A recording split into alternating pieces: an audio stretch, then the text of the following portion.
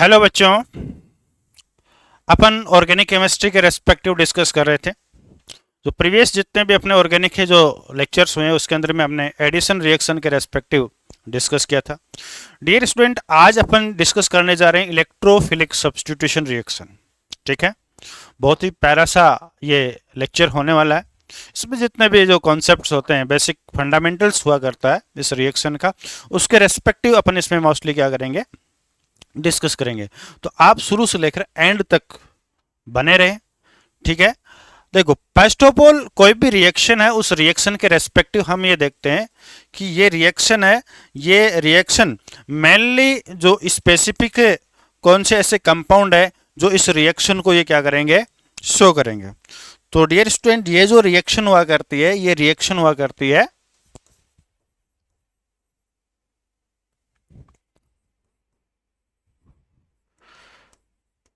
Characteristics reaction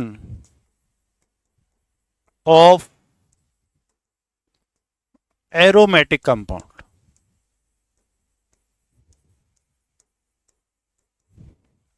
यानी ये reaction कौन से कंपाउंड शो करते हैं, ये रिएक्शन शो करते हैं एरोमेटिक जो कंपाउंड्स होते हैं वो ये रिएक्शन शो करते हैं।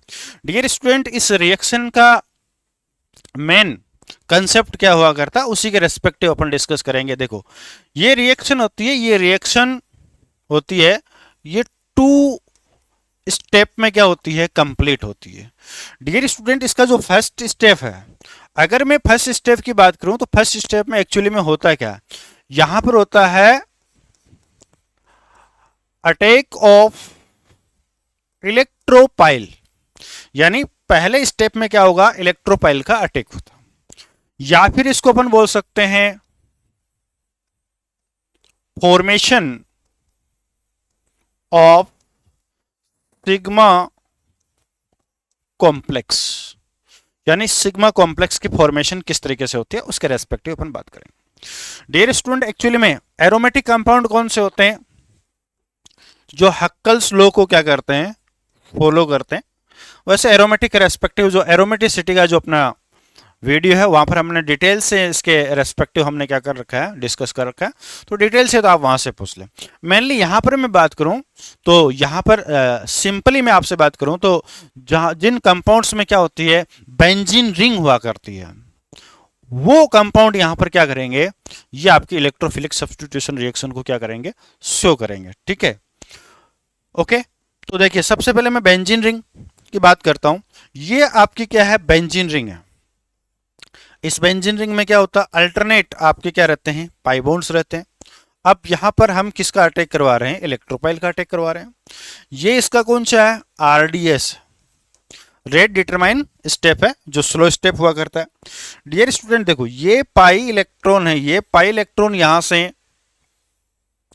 इधर पार्सली नेगेटिव या पार्सली पॉजिटिव। फाइनली अगर मैं बात करूं तो फाइनली ये होता है कि ये पाई इलेक्ट्रॉन रियल में किधर अटैक कर देते हैं, इस इलेक्ट्रोपाइल के ऊपर अटैक कर देते हैं। ठीक है, अब कुछ बच्चों के माइंड में ये होता है कि इलेक्ट्रोपाइल इस बेंजीन रिंग के ऊपर कहां पर अटैक करेगा। ठीक है, तो उसके लिए मैंने आपको बताया कि यहां पर सपोज ये पाई इलेक्ट्रॉन इधर शिफ्ट होंगे रेजोनेंस के थ्रू, तो यहां पर क्या होने वाला, यहां पर देखो नेगेटिव चार्ज आ जाएगा और यहां पर क्या आ जाएगा, पॉजिटिव चार्ज, यानी इसके अटैक इधर हो जाएगा। ठीक है, अब देखो बेंजीन रिंग न्यूक्लियोपाइल का वर्क करता है। मैंने न्यूक्लियोफिलिसिटी का जो टॉपिक था, यहां पर जो इनिशियल हमने बेसिक्स पढ़े थे वहां पर मैंने बताया था अटैकिंग रिएजेंट के अंदर। तो अब आपके समझ में आ गया होगा कि ये न्यूक्लियोपाइल क्यों होता है। अब डियर स्टूडेंट, इसमें एक्चुअली में होने वाला क्या है, यहां पर ये इस तरीके से हो जाएगा, ये हाइड्रोजन हो गया, ये आपका क्या होगा, इलेक्ट्रोपाइल, यहां पर आपका पॉजिटिव चार्ज क्रिएट हो गया, ये डबल बॉन्ड और ये डबल बॉन्ड। डियर स्टूडेंट, इसको आप चेक करेंगे, यहां पर जो भी यहां पर इंटरमीडिएट स्पीसीज बनी है, इस स्पीसीज में यहां पर क्या है, रेजोनेंस की पॉसिबिलिटी है। क्या है, रेजोनेंस की क्या है, यहां पर पॉसिबिलिटी है। और रेजोनेंस की पॉसिबिलिटी है, इसका मतलब यहां पर 100% क्या होने वाला है, रेजोनेंस। अब रेजोनेंस के लिए कंडीशन क्या है, यहां पर कॉन्जुगेटेड सिस्टम फॉर्म होना चाहिए। ठीक है, अब देखो यहां पर कैसे हो रहा है conjugated system, pi sigma positive charge, ये क्या आ रहे हैं, अल्टरनेट आ रहे हैं। और ये जब अल्टरनेट आते हैं तो वहां पर रेजोनेंस की क्या होती है, सिचुएशन क्रिएट हो जाती है। तो डियर स्टूडेंट, यहां पर मैं आपके साथ बात करना चाहूंगा कि यहां पर मैं क्या कर देता हूं, रेजोनेंस कर देता हूं। तो ये जो इलेक्ट्रॉन है अपने, ये यहां से कहां शिफ्ट हो जाते हैं, इधर शिफ्ट हो जाते हैं। जैसे ही यहां पर शिफ्ट होंगे तो एक न्यू स्ट्रक्चर हमारे पास में इस तरीके से फॉर्म हो जाएगी। ये आपका हाइड्रोजन रहेगा, ये आपका इलेक्ट्रोपाइल, ये डबल बॉन्ड यहां पर आ गया, ये डबल बॉन्ड पहले से ऑलरेडी यहां पर था। अब हमारा पॉजिटिव चार्ज कहां पर क्रिएट हो चुका है, इस पोजीशन के ऊपर क्रिएट हो चुका है। हाँ, यहां पर क्रिएट होने के बाद में भी यहां पर क्या हो रहा है, फिर से रेजोनेंस की क्या हो रही है, सिचुएशन क्रिएट हो रही है। यहां पर पाई सिग्मा पॉजिटिव क्या अल्टरनेट है। तो चलिए फिर अपन क्या करते हैं, एक रेजोनेटिंग स्ट्रक्चर को और बनाते हैं। इस रेजोनेटिंग स्ट्रक्चर में देखो क्या होने वाला है, ये हाइड्रोजन हो गया, ये आपका क्या होगा, इलेक्ट्रोपाइल हो गया, ये डबल बॉन्ड, ये डबल बॉन्ड, और ये आ गया आपका पॉजिटिव चार्ज। यहां पर 3 रेजोनेटिंग स्ट्रक्चर्स यहां पर फॉर्म होगी। डियर स्टूडेंट, एटलीस्ट अपन यहां पर क्या करते हैं, यहां पर एक रेजोनेटिंग हाइब्रिड अपन बनाते हैं। उस रेजोनेटिंग हाइब्रिड में अपन देखते हैं, ये आपका हाइड्रोजन है, ये आपका इलेक्ट्रोपाइल है, और ये जो पाई इलेक्ट्रॉन आप देख रहे हो, ये पाई इलेक्ट्रॉन इन 5 कार्बन्स पे इस तरीके से क्या हो जाता है, डीलोकलाइज हो जाता है। इस तरीके से डीलोकलाइज हो गया, और ये यहां पर क्या बन गया, पॉजिटिव चार्ज है। ठीक है, क्या है, पॉजिटिव चार्ज इसके अंदर में। ये आपका एक सिग्मा कॉम्प्लेक्स बन गया। इसको किस किस नाम से अपन जानते हैं, इसको जानते हैं सिग्मा कॉम्प्लेक्स। ठीक है, या इसको अपन बोलते हैं व्हीलैंड इंटरमीडिएट, या फिर इसको अपन बोल देते हैं एरोनियम आइन। क्या बोल देते हैं, एरोनियम आइन। ये सारे के सारे नाम क्या हुआ करते हैं, इसी स्पीसीज के हुआ करते हैं। तो डियर स्टूडेंट, यहां पर देखो आपको देखने को क्या मिला कि इसमें जो इंटरमीडिएट आपका बनता है, ये इंटरमीडिएट रेजोनेंस के थ्रू यहां पर क्या हो जाता है, स्टेबल हो जाता है। क्या हो जाता है, रेजोनेंस के थ्रू यहां पर क्या हो गया, स्टेबल हो गया, जिसको अपन सिग्मा कॉम्प्लेक्स बोलते हैं, वेलेंट इंटरमीडिएट या एरोनियम इसके अंदर में इसको अपन बोल देते हैं। ये इसका फर्स्ट स्टेप क्या हो गया, कंप्लीट हो गया, जिसमें इलेक्ट्रोपाइल ने बेंजीन रिंग के ऊपर क्या कर दिया, अटैक कर दिया। ठीक है, अब सेकंड स्टेप में क्या होगा, तो देखो सेकंड स्टेप में क्या होने वाला है, यहां पर सेकंड स्टेप में अपन देखेंगे इसके अंदर में सेकंड स्टेप में बेटा क्या होने वाला है, सेकंड स्टेप में होने वाला है रिमूवल ऑफ H प्लस आइन, यानी इसका यहां पर रिमूवल होगा। इसमें क्या होने वाला है, देखो यहां पर हमारे पास में जो भी लास्ट में सिचुएशन क्रिएट हुई थी उसी को अपन लेंगे। ये यहां पर क्या था, इस तरीके से था, ये पॉजिटिव चार्ज। अब यहां पर ये क्या होता है, इसका फर्स्ट स्टेप होता है, और इस फर्स्ट स्टेप में यहां पर क्या होने वाला है, फर्स्ट स्टेप में यहां पर आपका आएगा न्यूक्लियोपाइल, और ये न्यूक्लियोपाइल यहां से इस हाइड्रोजन के ऊपर क्या करेगा, अटैक करेगा, और अटैक करने के बाद में हमारे पास में एक प्यारा सा प्रोडक्ट यहां पर बन जाएगा। ये हमारे पास में क्या बन चुका है, आपका प्रोडक्ट बन चुका है, और ये यहां से क्या हो गया, रिमूव हो गया। ये एक बाई प्रोडक्ट हमारे पास में यहां पर क्या किया जाता है, बन जाया करता है। ठीक है, तो इस तरीके से इलेक्ट्रोफिलिक सब्स्टिट्यूशन रिएक्शन यहां पर क्या होती है, कंप्लीट होती है। ये हमने एक सिंपल बेंजीन ली है, ये सेम प्रोसेस फिनोल के रेस्पेक्टिव भी रहेगी, टोलुइन के रेस्पेक्टिव भी रहेगी, एनिलीन के रेस्पेक्टिव भी रहेगी। ठीक है, और अनोदर जो भी बेंजीन कंटेनिंग जो कंपाउंड्स होते हैं उन सब में ये सिचुएशन यहां पर क्या होने वाली है, क्रिएट होने वाली है। अब नेक्स्ट हमारे माइंड में आता है कि रिएक्शन तो चलो इस तरीके से हो गई, लेकिन यहां पर इसकी रिएक्टिविटी क्या होगी, या इसकी रिएक्टिविटी वो किसके ऊपर डिपेंड करती है। तो डियर स्टूडेंट, यहां पर मैं अगर रिएक्टिविटी की यहां पर बात करूं तो ये प्रोपोर्शनल टू होती है किसके, पाई इलेक्ट्रॉन डेंसिटी, या फिर स्टेबिलिटी ऑफ सिग्मा कॉम्प्लेक्स। ठीक है, इसके ऊपर इसकी रिएक्टिविटी है, वो रिएक्टिविटी यहां पर क्या करने वाली है, डिपेंड करने वाली है। चलिए इसको अपन चेक करते हैं। कैसे क्या रिएक्टिविटी होगी, एक क्वेश्चन लेते हैं और इस क्वेश्चन के थ्रू करते हैं। देखो मैं यहां पर 3 कंपाउंड ले रहा हूं आपके सामने, ये ले लिया, ठीक है, और यहां पर मैंने कुछ ले लिया NH2, यहां पर कुछ ये लिया बेंजीन, और इस बेंजीन से किसी ग्रुप से अटैच नहीं करता हूं, फिर मैंने ये ले लिया NO2। ओके, देखो यहां पर मैं अगर इस NH2 ग्रुप के रेस्पेक्टिव आपसे डिस्कस करूं, इस ग्रुप के रेस्पेक्टिव डिस्कस करूं, तो यहां पर इसका क्या होता है, प्लस M इफेक्ट हुआ करता है। कौन सा इफेक्ट होता है, प्लस M इफेक्ट।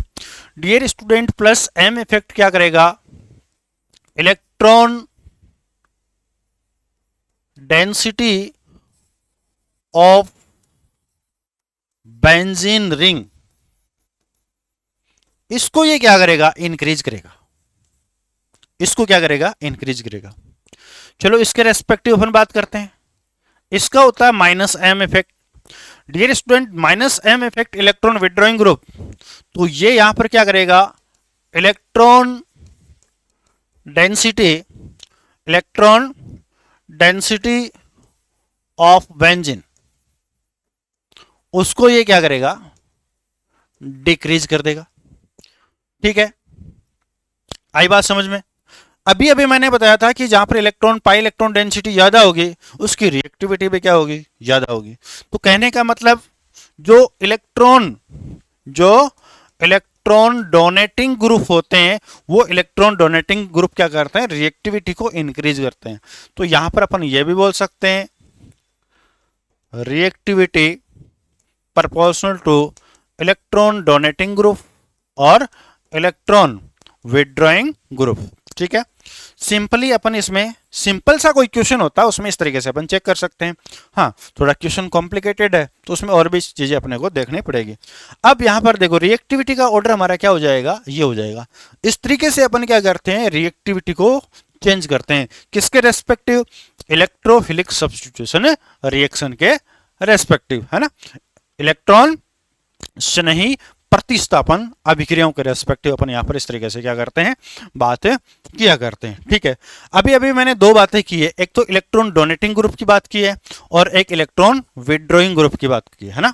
तो ये कैसे इलेक्ट्रॉन को डोनेट करते हैं और कैसे इलेक्ट्रॉन को विड्रॉल करते हैं, ये हमने जीओसी के अंदर वहां पर डिस्कस किया है। तो डिटेल इसके रेस्पेक्टिव जानना चाहते हो तो प्रीवियस जो अपने लेक्चर्स है वहां पर आप जाके देख सकते हो।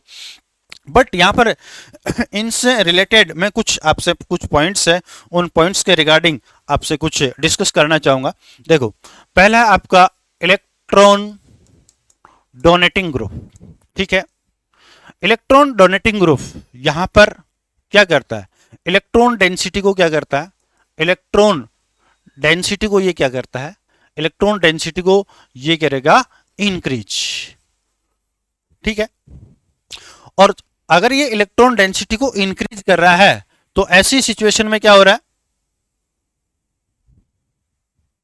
ऐसी सिचुएशन में क्या हो रहा है, यहां पर देखिए इसके अंदर में ऐसी सिचुएशन में अपन देखेंगे तो क्या होगा। देखो यहां पर बेंजीन रिंग है, वो बेंजीन रिंग क्या हो जाएगी, एक्टिवेट हो जाएगी। बेंजीन रिंग यहां से क्या हो जाएगी, आपके एक्टिवेट हो जाएगी, और बेंजीन रिंग एक्टिवेट हो गई, इसका मतलब ऐसे ग्रुप्स को अपन क्या बोलते हैं, एक्टिवेटिंग ग्रुप अपन बोल देते हैं। ठीक है, यानी ये क्या करेंगे, एक्टिवेट करेंगे। बट यहां पर एक बात मैं आपको बताना चाहूंगा, यहां पर कुछ डीएक्टिवेटिंग ग्रुप भी हुआ करते हैं। लाइक आप यहां पर ले सकते हो alkene, like alkyne, like nitroso group, like sulpho group, like halogen. ये वो ग्रुप होते हैं जो क्या होते हैं, यहां पर ये इलेक्ट्रॉन डोनेटिंग ग्रुप तो होते हैं, बट इनके साथ साथ ये डीएक्टिवेटिंग ग्रुप होते हैं। इनके अलावा अपन कोई भी बात करेंगे इसके अंदर में तो वहां पर वो सारे के सारे क्या होने वाले हैं, एक्टिवेटिंग ग्रुप होने वाले हैं। क्या होने वाले हैं, एक्टिवेटिंग ग्रुप होने वाले हैं। ठीक है, चलिए आपका ये हो गया, एक्टिवेटिंग ग्रुप हो गया। अब दूसरा देखो, दूसरा अपने यहां पर लिया है कौन सा, इलेक्ट्रॉन विड्रॉइंग ग्रुप। कौन सा लिया है, इलेक्ट्रॉन विड्रॉइंग ग्रुप लिया है।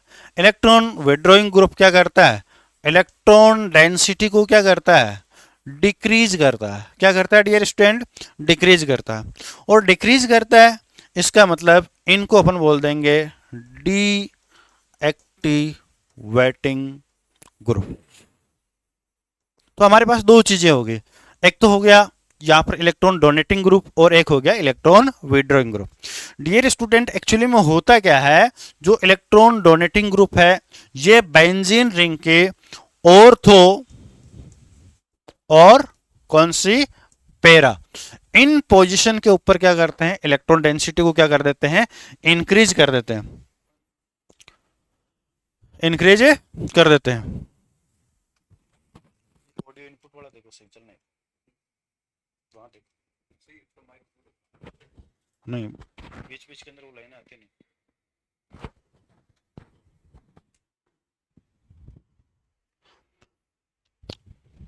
ठीक है, तो ये आपका इसके अंदर में हो गया, ऑर्थो और पैरा पोजीशन पर इलेक्ट्रॉन डेंसिटी को इंक्रीज करेंगे।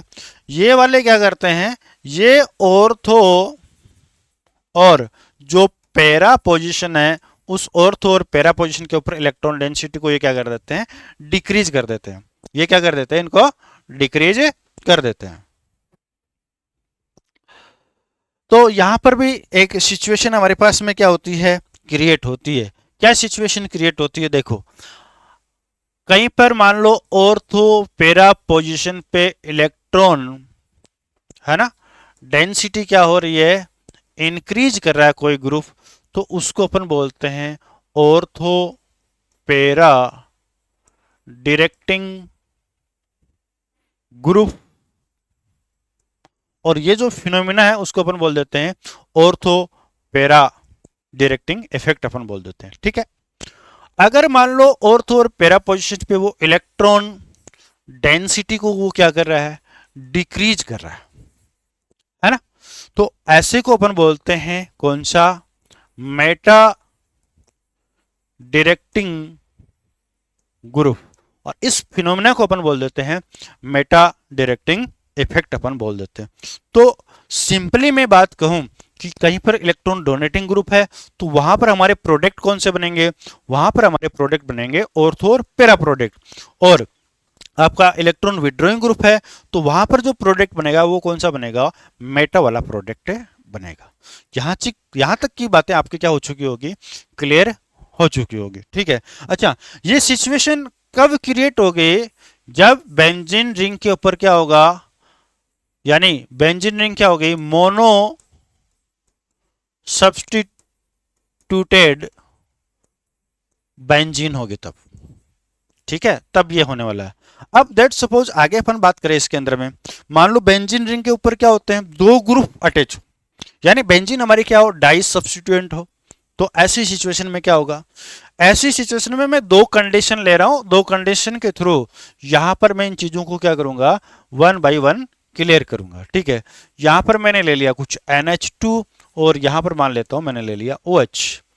दूसरी कंडीशन में देखो बेटा यहां पर क्या करने वाला हूं, यहां पर मैंने ले लिया NO2 और यहां पर कुछ ले लेता हूं मैं CHO।